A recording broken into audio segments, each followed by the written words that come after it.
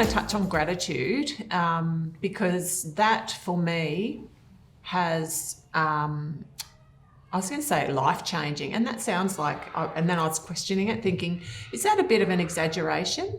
But I don't think it is.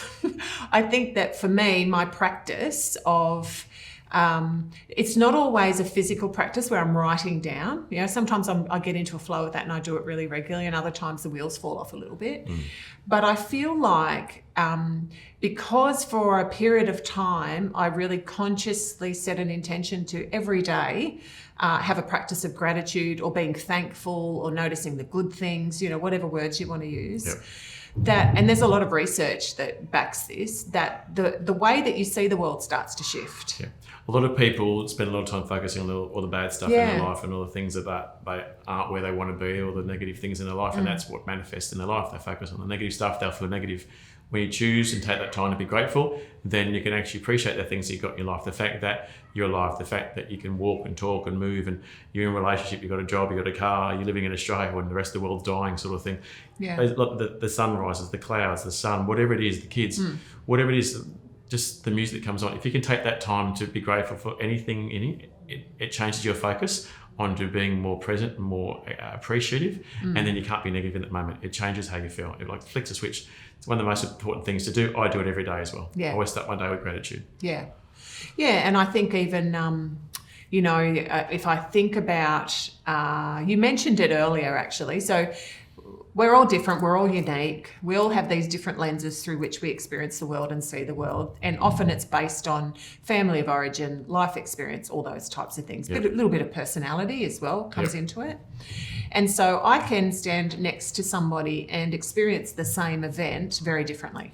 Yeah. So one of us might see it as, you know, predominantly negative, whereas the other might be able to go, yeah, well, that was not particularly pleasant. However, I can kind of maybe not even see a positive, because sometimes that's difficult, but I can see perhaps something that helps me breathe a little bit easier. Yeah. Yeah. Yeah. It's never about the event. It's always about the meaning you attach to it. It's all about, some people get a different contrast to it. They can see something happens and think, I'm never going to be that way.